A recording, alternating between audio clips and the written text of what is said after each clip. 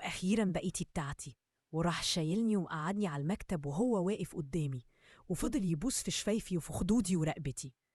خلاني بقيت مش قادرة وحسيت إن أنا عاوزاه. قلت له حرام عليك، انت اللي يشوفك وانت بتعمل كده يقول إن انت واحد مش متجوز وأول مرة تكون مع واحدة. قال لي ما هو علشان انتي أمورة وجميلة قوي.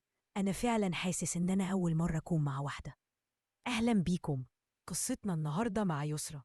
بتقول عندي 25 سنة، من محافظة القاهرة، متجوزة بقالي سنة تقريبا، بس لسه ربنا مرزقنيش بأولاد.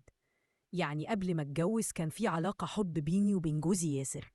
هو كان زميلي في الكلية، فأنا كنت بحبه قوي قبل الجواز.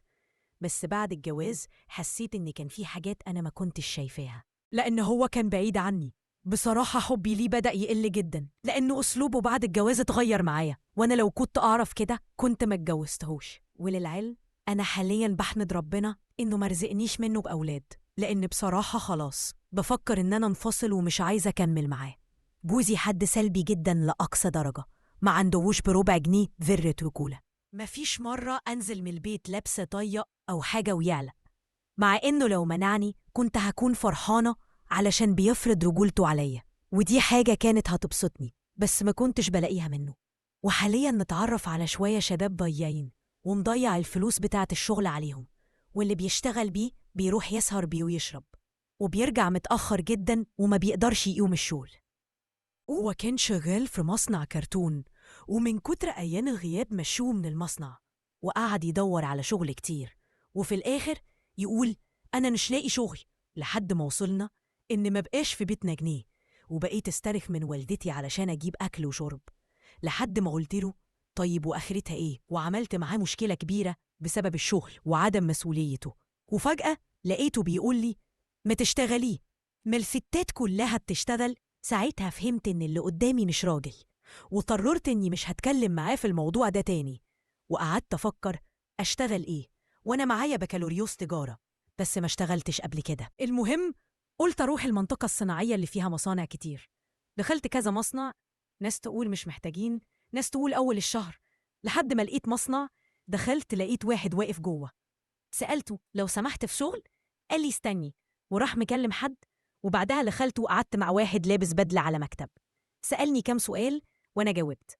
وبعدين قال لي إحنا عاوزين واحدة في الأرشيف، هيكون ليكي مكتب وكمبيوتر، والمرتب 3500. فرحت جدا وقال لي هتجهزي كام ورقة وبعدين تيجي. رحت البيت لقيت جوزي نايم. بعد ما صحى سألني كنت فين؟ قلت له بدور على شغل. قال لي طب وعملتي ايه؟ قلت له لقيت. وسألته وانت بقى مش ناوي تدور على شغل؟ قال هشوف. قلت له براحتك، انا مش هتكلم معاك تاني في الموضوع ده. بدأت أجهز الأوراق، وبعد 6 أيام رحت، وكان أول يوم ليا. الأوضة اللي اشتغلت فيها كانت 3 في 4، مكتب وكمبيوتر وورق كتير، والدنيا مكركبة خالص. قال لي واحد اللي كان شغال قبلك مشي، وانتي هتكوني مسؤولة، وفي سكرتيرة لمدير المصنع هتيجي بكرة تعلمك. بعد ما مشي بدأت أرتب المكتب والملفات، وفعلا خليت شكل المكان كويس، بس تعبت جدا. تاني يوم دخلت وقعدت ساعة مستنية. جات السكرتيرة، أنا نيرة، علمتني الشغل وكان سهل جدا. قبل ما تمشي سمعنا صوت حد بيزعق بصوت عالي. قلت لها هو في إيه؟ قالت ده أكيد أستاذ هيثم ابن صاحب المصنع.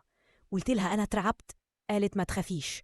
وبعد ما مشيت بدأت أشتغل. فجأة الباب اتفتح، دخل شاب شيك جدا وسيم جدا، عنده 28 أو 29. قال لي انتي اللي جيتي جديدة؟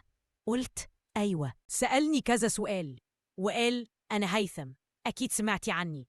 قلت طبعا. قال لو احتجتي حاجة مكتبي فوق. اشتغلت أسبوع وكان يتصل بيا أطبع له أوراق، وكل يوم 2 أو 3 مرات يطلبني، وبقينا نقعد ونتكلم وكأننا أصحاب، وبقى بيشكر في شغلي قدام الناس، وعلاقتنا قربت. في يوم قال لي في ضغط شغل ومش هتمشي معاك هنصص، هتكملي لحد 6. قلت له أقول لجوزي جوزك؟ قلت له أيوة.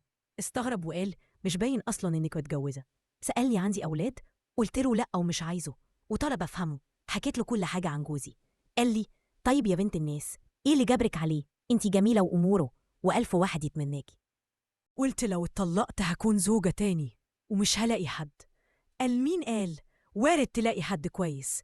وقعد يشجعني. بعدها بكام يوم قلت له ساعدني، أنا عايزة أتطلق وأخد حقوقي. قال لازم هو اللي يطلقك. قلت ما بيرضاش. قال ارفعي خلع وأنا عندي محامي صاحبي وأنا هدفع تعابه.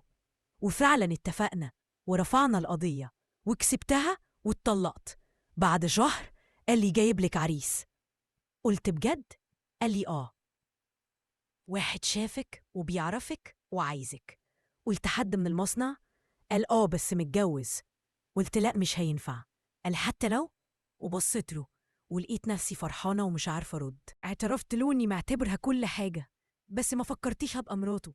قال ولا أنا، بس من أول يوم شفتك وأنا بحب وجودك. طب مراتك وأهلك؟ قال محدش هيعرف. قلت إزاي؟ قال مش هقول لهم، هنتجوز عرفي. سألته يعني إيه عرفي؟ شرح لي وقال هكتب ورقة وهجيب دهب وشقة ونعيش فيها. ووثقت فيه ووافقت. قال لي ما تقوليش لأهلك، هنتقابل في الشقة وتروحي بعدها بيتكم عادي. ووعدني إنه يعرف أهله واحدة واحدة. قال لي قولي زوجتك نفسي. قلتها. قال وأنا قبلت كده بقيتي مراتي من اللحظة دي، وبقيت أعتبره جوزي فعلا. بعد يومين قال هنسهر سوا. بعد ما العمال مشيوا طلعت المكتب. قال اقفلي الباب. مسك إيدي وبساها وفتح الدرج وطلع جواش ودبل وخاتم. قال دي شبكتك. حضنته وقلت له انت أحن راجل شفته. وبعدين حصل بينا علاقة وحسسني بطعم الجواز. بعدها قال هزود لك المرتب للضعف. وبقى كل يومين يبعت لي ما تروحيش المصنع، روحي الشقة. ورحت له وبقينا نشوف بعض هناك 5 شهور. كنت بحس إنه معوضني عن كل حاجة. لكن جه يوم وحسيت بوجع. شكيت إني حامل. اشتريت اختبار طلعت حامل. ما قلتلهوش لحد ما اتأكدت. بعكله قال مشغول. تاني يوم كلمته وطلعت له المكتب. قلت له أنا حامل منك. اتغير وكشر. قال متأكدة؟ قلت قال هتقولي لأهلك إيه؟ قلت له أنت حل الموضوع. قال نزليه لسه في البداية. قلت لا طبعا إحنا متجوزين. قال بس محدش يعرف. قلت يبقى الوقت المناسب نعرف الناس. قال نزليه دلوقتي وبعد الرسمي احملي براحتك. خوفني من رد فعل أهلي، فسمعت كلامه ونزلته وندمت. بعدها لاحظت معاملته اتغيرت.